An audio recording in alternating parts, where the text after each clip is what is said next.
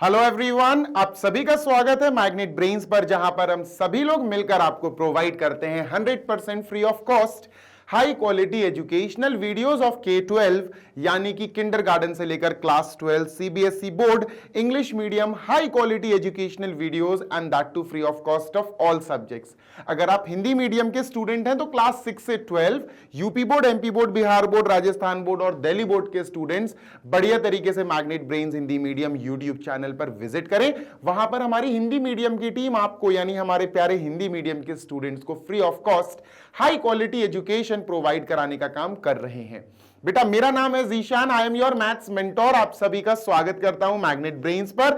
आज हम इस सेशन में बेटा कुछ गिनती के एमसीक्यूज करेंगे प्रोबेबिलिटी चैप्टर के क्लास 12, राइट। आइए शुरू करते हैं भाई। Question number 1, if P A यानी कोई इवेंट हमारे पास ए दिया गया है, उसकी प्रोबेबिलिटी दी गई है, ठीक है। प्रोबेबिलिटी ऑफ इवेंट ए हमें दिया गया है। सर कितनी है प्रोबेबिलिटी बेटा इसकी इन्होंने दी है 1/2। और फिर पीबी एक और इवेंट है, प्रोबेबिलिटी ऑफ बी, उस इवेंट बी की प्रोबेबिलिटी 0 दी गई है। अब वो कह रहे आप निकालो probability of A when B is done, A when B has occurred, यानी कंडीशनल प्रोबेबिलिटी की बात हो रही है। यार इसका फॉर्मूला बच्चों कंडीशनल प्रोबेबिलिटी का तो याद होगा आपको, probability of A intersection B, A और बी का इंटरसेक्शन अपॉन नीचे बी है बेटा तो प्रोबेबिलिटी ऑफ बी आएगा नीचे, ठीक है। डन है? हाँ सर बिल्कुल डन है। अब मेरी बात ध्यान से सुनो बेटा, अब ये पोर्शन आप देखो, ये पोर्शन हमें दिया गया है बेटा 0। तो अगर हमने यहां पर probability of A intersection B लिखकर अपॉन में प्रोबेबिलिटी ऑफ बी 0 अगर ये लिख दिया तो समथिंग अपॉन 0 क्या होता है सर? Not defined. यानी हमारा आंसर क्या आ गया? Not defined. C is the correct answer. बात समझ में आ गई? Yes sir. आगे चलते हैं बेटा। If A and B are events such that this is equal to this, then easy है भैया। देखो अगर हमें probability of A when B has occurred और probability of B when A has occurred अगर ये हमें दिया गया है इक्वल, तो इनमें से कौन सा आंसर होगा सही? इजी है, देखो बताता हूं आपको तो इसका फॉर्मूला ये कंडीशनल प्रोबेबिलिटी है ना, कंडीशनल प्रोबेबिलिटी यानी probability of A when B has occurred, probability of B when A has occurred। तो इसका फॉर्मूला क्या होगा बेटा? A और B का इंटरसेक्शन यानी probability of A intersection B upon बेटा नीचे क्या है? नीचे B है सर, तो प्रोबेबिलिटी ऑफ B आएगा। डन है? हाँ सर बिल्कुल डन है। इक्वल टू बेटा यहां पर ध्यान से सुनना, और यहां पर एक छोटा सा डिफरेंस है। ए की प्रोबेबिलिटी पूछी गई जब बी हो गया, यहां बी की पूछी गई जब ए हो गया, तो this will be probability of B intersection A, B intersection A upon बेटा नीचे ए है तो प्रोबेबिलिटी ऑफ ए। डन है? हाँ सर डन है। अब मैं आपको एक बात बता दूं, probability of A intersection B, देखो ए इंटरसेक्शन बी हो या बी इंटरसेक्शन ए हो, बात बराबर होती है। इंटरसेक्शन और यूनियन में हमें टेंशन नहीं लेनी चाहिए। ए यूनियन बी या बी यूनियन ए एक ही चीज है, ए इंटरसेक्शन बी या बी इंटरसेक्शन ए एक ही चीज है। तो जब ये दोनों इक्वल हैं तो इनकी प्रोबेबिलिटीज भी इक्वल होंगी, तो ये और ये बेटा कट हो जाएंगे, this will be cross with this. तो ये क्या आएगा? 1 upon probability of B is equal to 1 upon probability of A. अब आप इसका क्रॉस मल्टीप्लाई कर दो, probability of A into 1 is probability of A, probability of B into 1 is probability of B. लो भैया इसका क्रॉस मल्टीप्लाई हो गया। क्या दिक्कत है? अब कोई दिक्कत नहीं है सर। अब देखो बेटा ये क्रॉस मल्टीप्लाई हो गया। हाँ सर। देखो दो इवेंट्स की प्रोबेबिलिटी तभी इक्वल होती है जब वो दोनों इवेंट्स इक्वल होते हैं। तो आंसर आ गया बेटा A is equal to B. We are done with the answer. बात समझ में आ गई क्या? यस और नो? Yes sir. ठीक है, चलो भाई आगे चलते हैं। क्वेश्चन नंबर 2 भी हो गया फिनिश। आगे चलते हैं। Let us move on to question number 3 now. The probability of obtaining an even prime number on each die, देखो भैया यहां एक बहुत इंपॉर्टेंट मैं अंडरलाइन कर देता हूं, even prime number on each die, even prime number on each die. इसका मतलब पता क्या हुआ? देखो इन्होंने कहा 2 डाई फेंके, a pair of die. 2 die अगर आप फेंकोगे तो ऑब्जर्वेशन ऐसे बनते बेटा, या तो फर्स्ट पे हो सकता फर्स्ट आ जाए, सेकंड पे भी फर्स्ट आ जाए, ये एक ऑब्जर्वेशन है। दूसरा ऑब्जर्वेशन हो सकता फर्स्ट पे फर्स्ट आ जाए, दूसरे डाई पे 2 आ जाए। हाँ सर, तीसरा ऑब्जर्वेशन हो सकता फर्स्ट पे फर्स्ट आ जाए, दूसरे पे 3 आ जाए नंबर। ऐसे ऑब्जर्वेशंस बनते हैं। कितने ऑब्जर्वेशंस बनते हैं बेटा, ये बताता है मैं 6 की पावर n। सर अब पेयर ऑफ डाई मतलब 2 डाई हैं, तो n 2 हो जाएगा बेटा। 6 की पावर 2 इज 36। इसका मतलब ये क्या हुआ, total number of observation is 36। ठीक है, तो टोटल नंबर ऑफ ऑब्जर्वेशन कितने हैं बेटा, 36। ब्लैक कलर सेलेक्ट हो जा भाई। ठीक है, तो हमने लिखा सर टोटल ऑब्जर्वेशन 36 है। ठीक है, अब 36 ऑब्जर्वेशन में से हमें वो ऑब्जर्वेशंस चूज करने हैं जिनमें इवन प्राइम नंबर आए दोनों डाइस पर। तो भैया यहां पर एक डाई ये है, दूसरा डाई ये है, इस पे भी इवन प्राइम, इस पे भी इवन प्राइम, तो इवन प्राइम नंबर तो सिर्फ एक ही होता, एंड दैट इज 2। तो मतलब इस पे भी 2, इस पे भी 2, तो 2,2 ही हमारा फेवरेबल आउटकम होगा। सिर्फ एक आउटकम है जो हमारे क्वेश्चन के फेवर में है। बात समझ में आ रही? यस सर, बस आंसर आ गया बेटा। Answer is 1। एक आउटकम है सर हमारे फेवर में, ये वाला देखो, even prime number, even prime number, यानी 1 out of total 36। This is the answer, 1 out of 36। D is the correct answer. बात समझ में आ गई? Yes sir. चलो भैया इसको इरेज करो। Fourth, 2 events A and B will be independent if. मेरे प्यारे बच्चे आओ तुमको इंडिपेंडेंट इवेंट्स का हिसाब किताब समझाता हूं। देखो होता क्या है, आपके पास 2 इवेंट्स हैं A और B। ठीक है, डन सर। अब आपसे ऐसे ब्रैकेट में पैक करके P लिख दिया जाए, तो मैं इसको पता कैसे लिख सकता हूं, इसको लिख सकता हूं probability of A intersection B। जी हां, A इंटरसेक्शन B ऐसे लिखा जा सकता है। बात क्लियर है? हाँ सर, बात क्लियर है। इसी के साथ अपन क्या कर सकते हैं, ध्यान से सुनना। अब अगर A और B इंडिपेंडेंट हैं तो probability of A intersection V will be equal to probability of A into probability of B। ये है सर हिसाब किताब, ये है सर पूरा माजरा। बात समझ में आ गई? बात समझ में आ गई? यस सर, बात समझ में आ गई। ठीक है, तो ये हिसाब किताब आपको इंडिपेंडेंट इवेंट्स का याद होना चाहिए।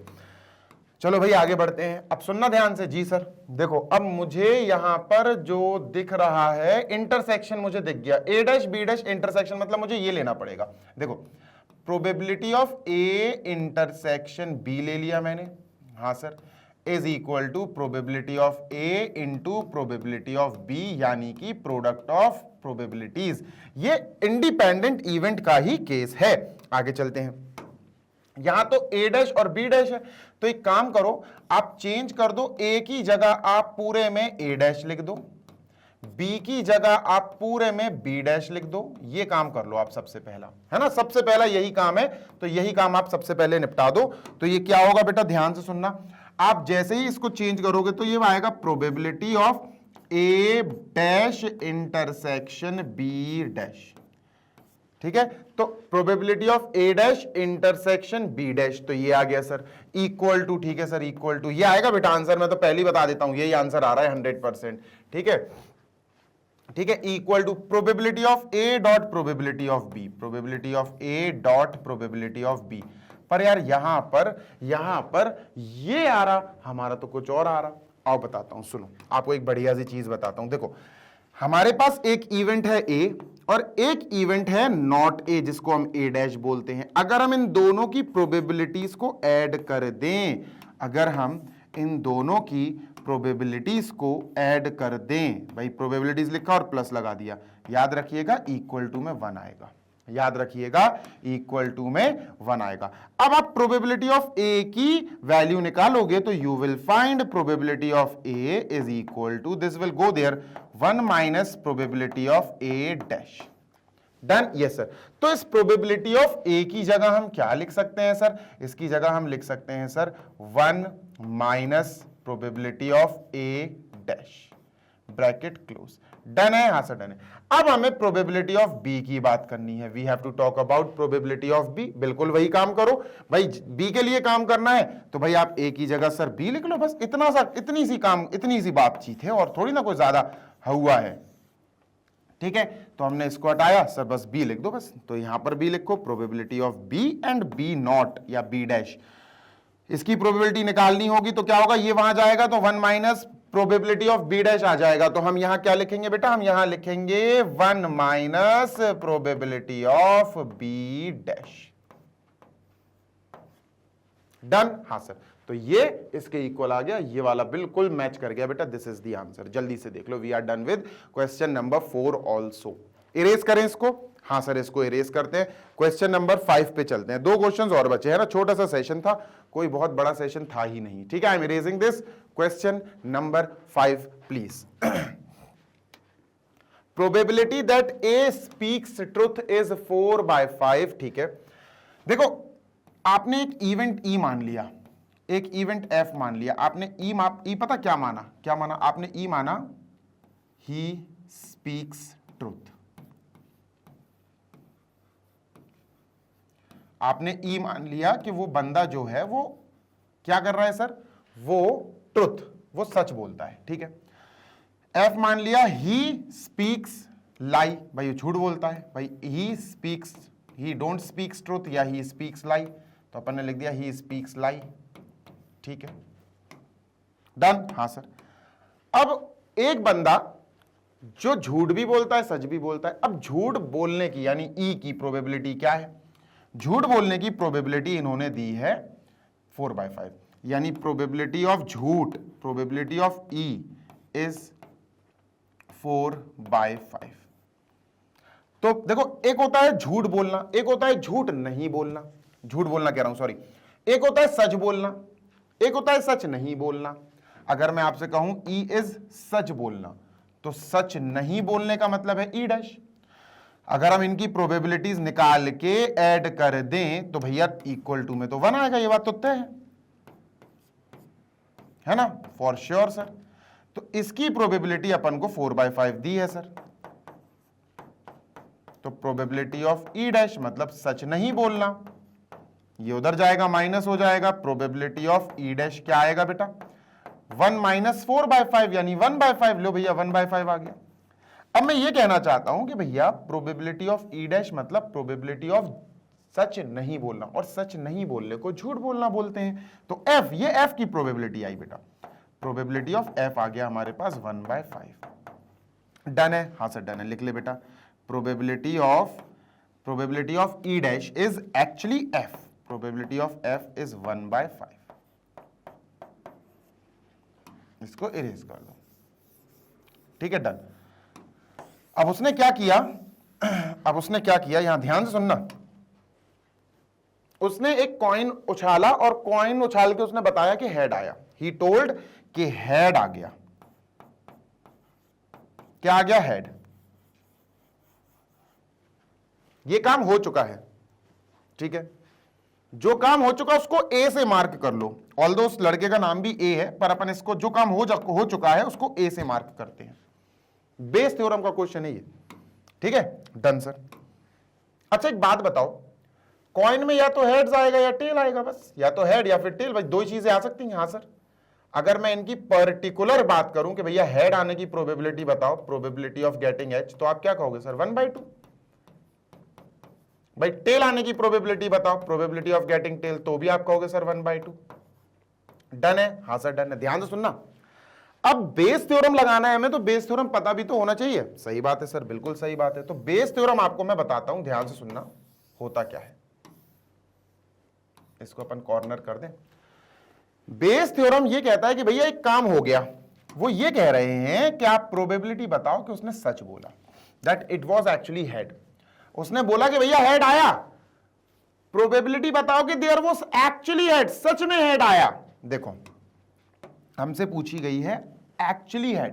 देखो उसने बोला कि हेड आया, प्रोबेबिलिटी बताओ कि सच में हेड आया, मतलब सच बोला, सच बोलने की प्रोबेबिलिटी बताओ। प्रोबेबिलिटी ऑफ ई निकालनी है हमें प्रोबेबिलिटी ऑफ ई निकालनी है। कब? जब ए हो चुका है, जब ए हो चुका है। Getting my point? Yes sir. जब ए हो चुका, हेड तो ऑलरेडी आ चुका है, हेड आ चुका ना, बस उसने बोला है कि सर हेड आया, तो वो बोला जो उसने हेड आया वो सच है, सच मतलब ई की प्रोबेबिलिटी बताओ। तो इसका फॉर्मूला क्या बनेगा बेटा? इसका फॉर्मूला बनेगा sir probability of E, probability of E into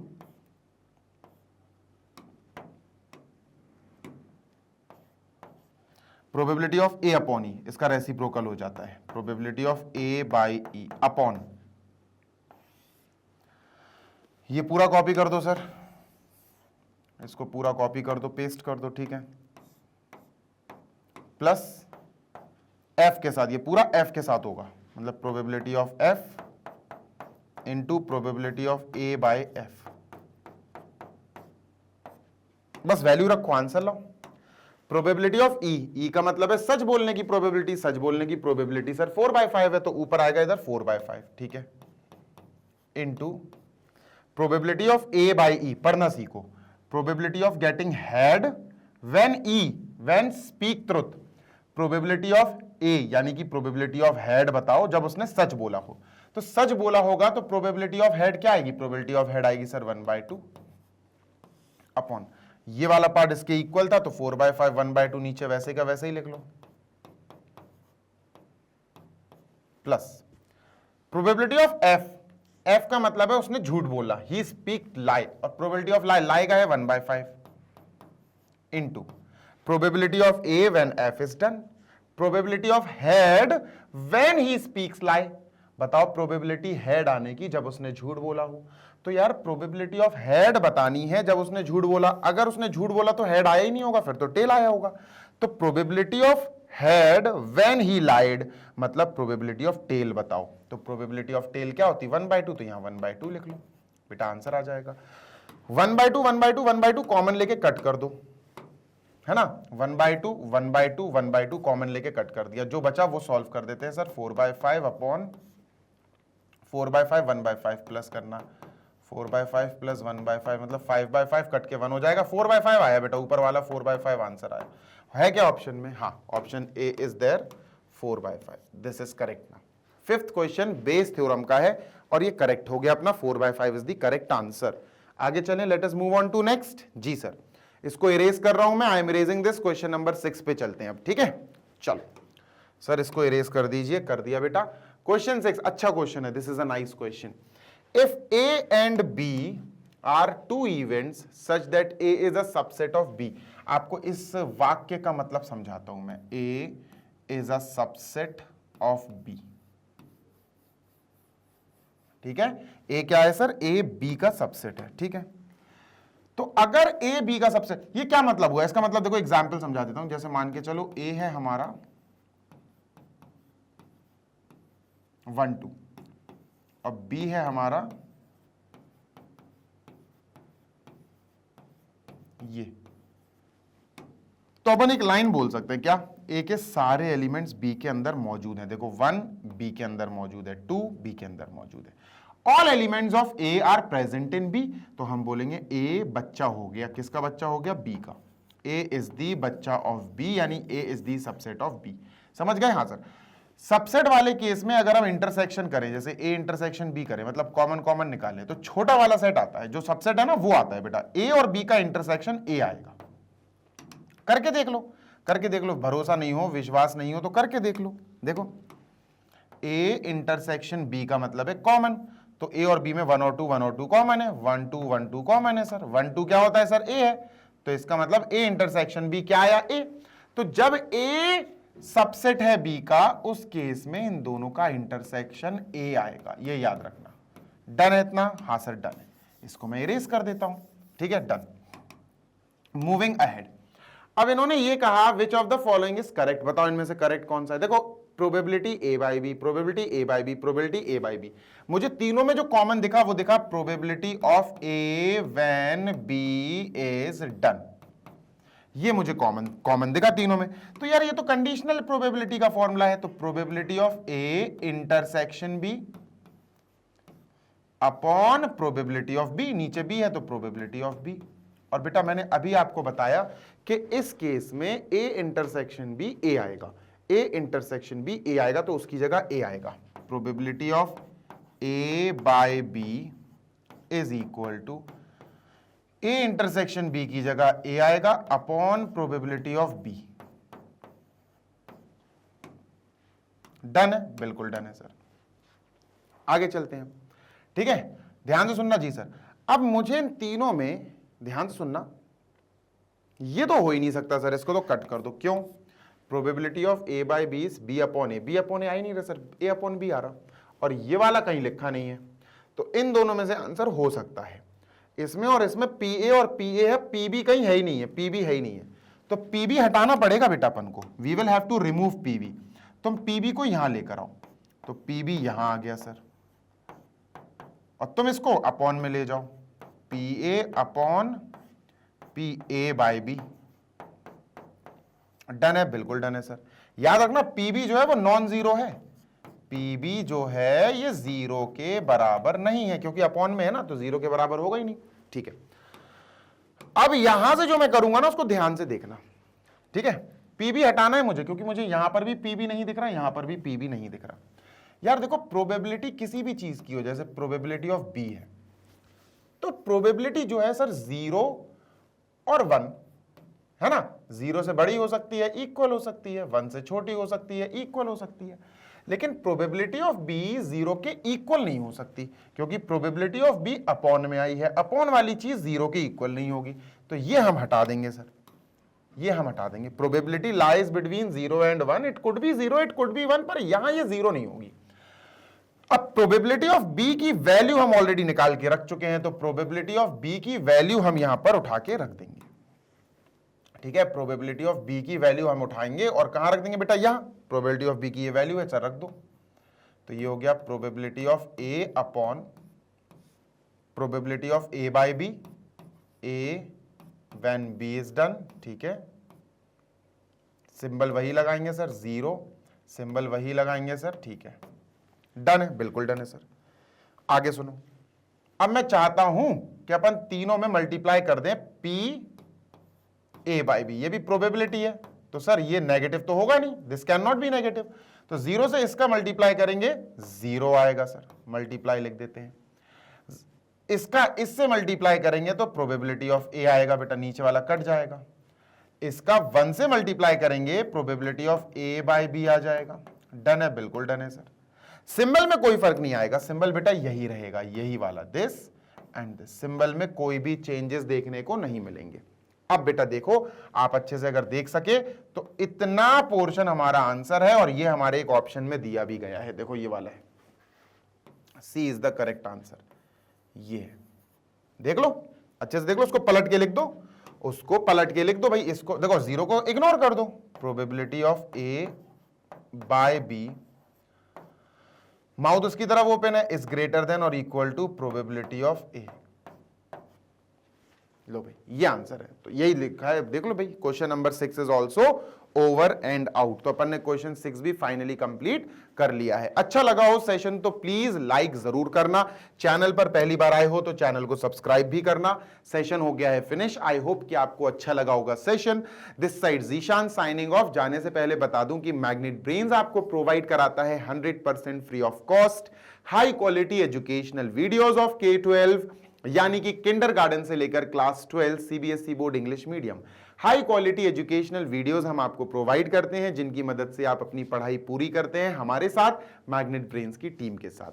this side Zeeshan signing off. जाते जाते बता दूं कि हिंदी मीडियम वाले बच्चों के लिए भी हमारे magnet brains Hindi medium YouTube channel पर काम हो रहा है, जहां पर बहुत शानदार तरीके से हमारे टीचर्स हिंदी मीडियम वाले बच्चों को बढ़िया पढ़ा रहे हैं, free of cost of all subjects from 6 to 12, UP board, MP board, Bihar board, Rajasthan board और दिल्ली बोर्ड। इसी के साथ अगर नोट्स चाहिए हो तो हमारी वेबसाइट और एप्लीकेशन है ही, आप चेकआउट कर सकते हो। वेबसाइट है www.magnetbrains.com, application Google play store से मिल जाएगी, आप इंस्टॉल कर सकते हैं। ग्रैब ई नोट्स पे जाके क्लास 6 to 12 के नोट्स PDF फॉर्मेट में। Take care, happy learning, bye.